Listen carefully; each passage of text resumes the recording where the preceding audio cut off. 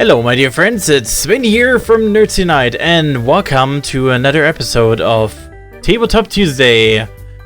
And with a new subject up hand, a new sub-series. The systems. After the Dice Code episode I was really like, what is the follow-up on that? What could we do about this? How can we apply this knowledge? And then I was like, let's go into different roleplay systems that are actually using these different dices. And many things more. So today I want to talk about Fate Core, which is a roleplay system that is really just all over the places because it doesn't have a set world or set setting, but it is basically applied to every setting that you want. Yeah, there's his little brother, which is called Turbo Fate or Fate Accelerated, but we don't want to talk about it here. So the Fate Core system gives you a variety of options what you can do to play or what kind of character you can create. But obviously it is up to the game master who leads the game what kind of things he wants to do in that system. And so if you want to set up a game, you need obviously your game master and your players. You need wonderful dices or cards, which are both options in this game. And you need a character sheet, which you need to fill out with your game, with your players. And this is the basic outline of the game.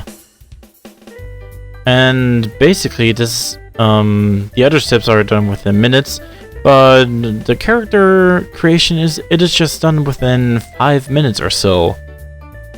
So talking about the character sheet, we have a I found a table for Fate Core on the internet, which we can use for, well, not on the internet, for Tabletop Simulator, which we can use to explain the game a bit further.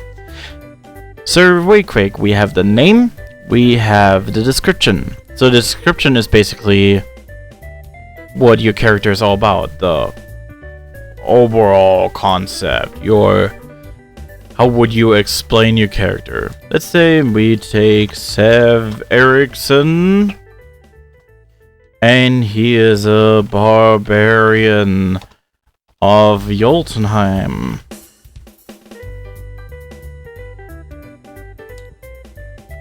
No, wait, of the northern regions of Jotunheim. So that would be your description. That is it, and that is the simple part. Now, with your game master, you go through the aspects. So your aspects are basically your whole concept of the character. You get one high concept that you can choose for yourself.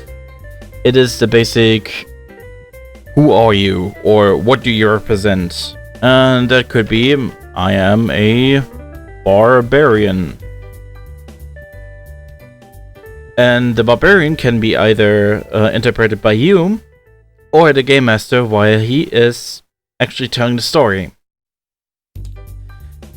Now the second thing is the trouble. It is some sorts negative, but it is a narrative tool. So for example, if our barbarian, in this case, hates goblins,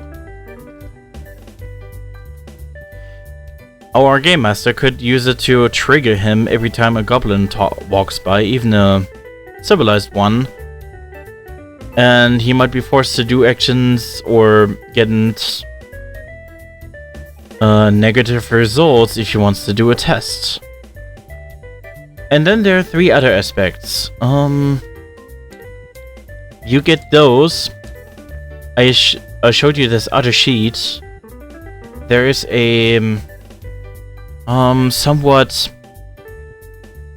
let's say you go through certain stages of that character, how you met other characters, or how you basically went for your own first adventure. And there are aspects coming out that you can move over here. It kind of described your character more and make him more interesting in the narrative's perspective. So here we get to the skills. So skills are sorted by this pyramid from 1 to 5. And these dark highlighted ones, they're what you normally get at the start. You can, if you have more powerful characters from the beginning, you can obviously go up here or even go lower than that if you really want to make a special type of game. But usually you have this assortment. So you have 1 great, 2 good, 3 fair, and 4 average. For example, on grade we put fighting in there. Perfect. So to explain skills and what these numbers mean, I want to make an example. Let's say we have the awful situation that our dearest of enemies. Oh, what's up with the other dice? Come on. Oh, they're all set on locked. Oh, come on. Okay. Now we have them all together. Perfect. So, let's say we want to fight the goblins, and the game master has to roll dice. That actually sets the difficulty of what someone does. Normally I would have some numbers for that, but today it's rather improvised.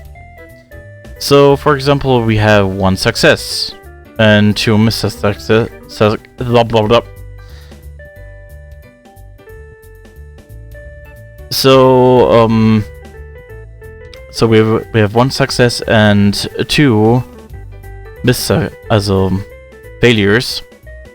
So if you would go to the ladder, which is a guide for you on how to, let's say, work with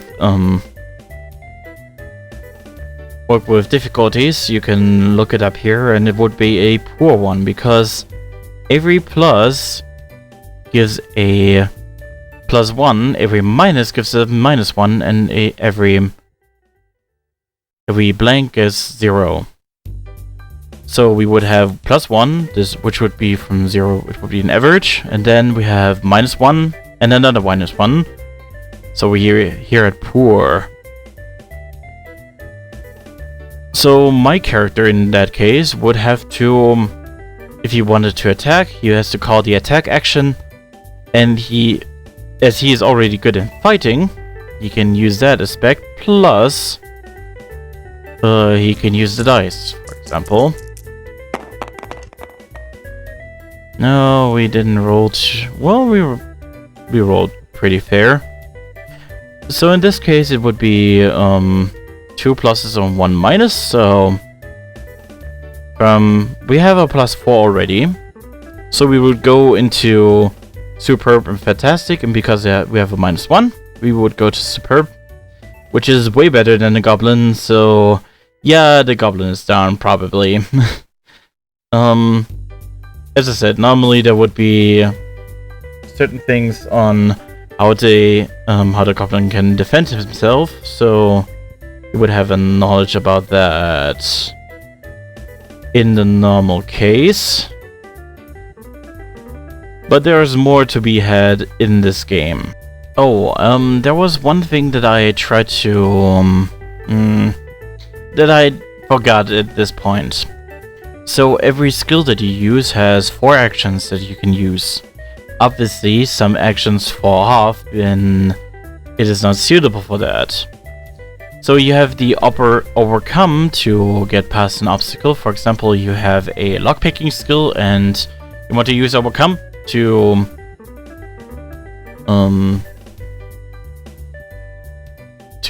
pick the lock and then open the door. Then create an advantage to get a free aspect into the scene. For example, you can pick the lock, or you could even close the lock even more so it's harder for other people to come in. That would be like one aspect that can be added to the scene. Then you have the attack and defense option, which are not always available for every skill. Obviously, with a lockpick, yeah, you could hurt someone, but they're actually not supposed to hurt you. Or defending...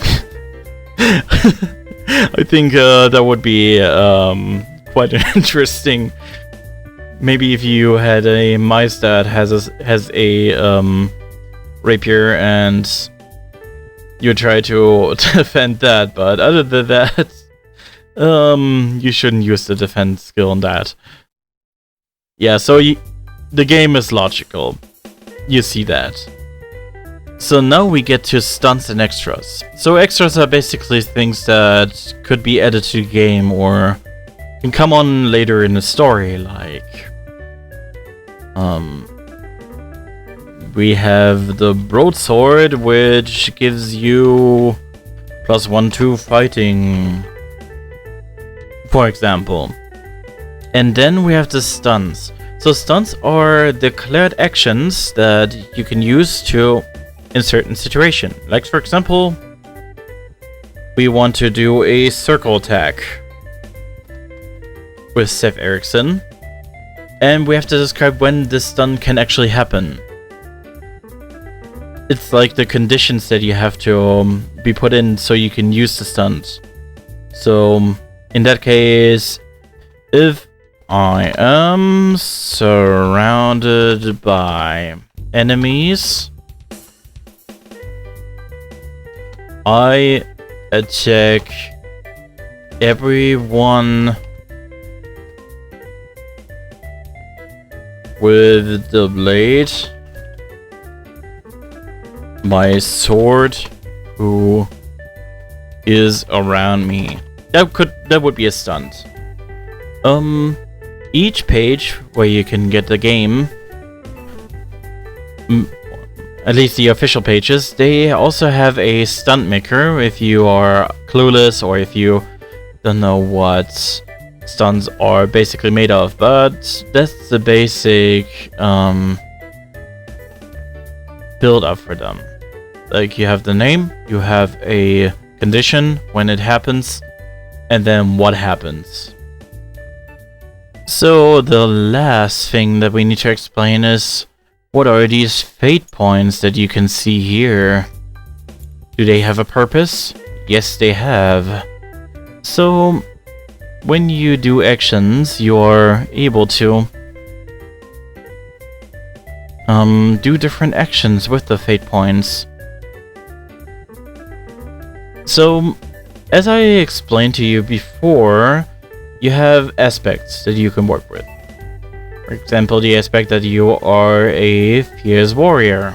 I wrote down barbarian, but let's say fierce warrior. Ugh. Okay, so we are fierce warrior. So let's say we are in the middle of the battle and you failed your dices, and you'll be like, actually, I want to use a fate point for my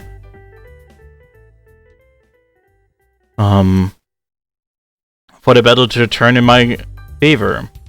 So you can do the following actions as seen here.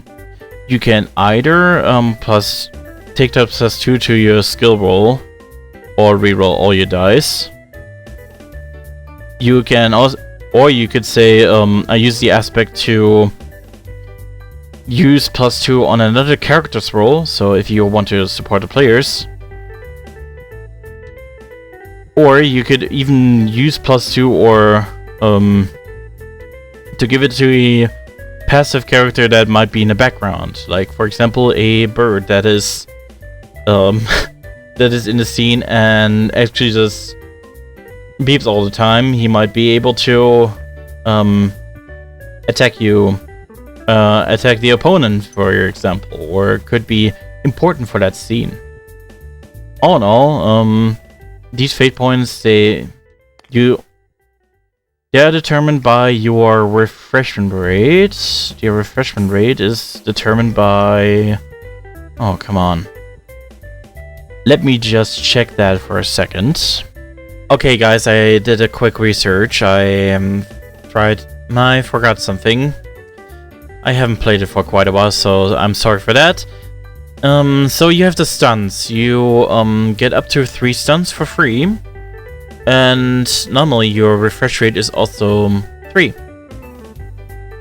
So if there is a situation where you so if you, let's say if you buy more stuns, you can take up to 5, but everything more than 3 lowers your refreshment rate on for -1. For example, if we have 4, we have just 2.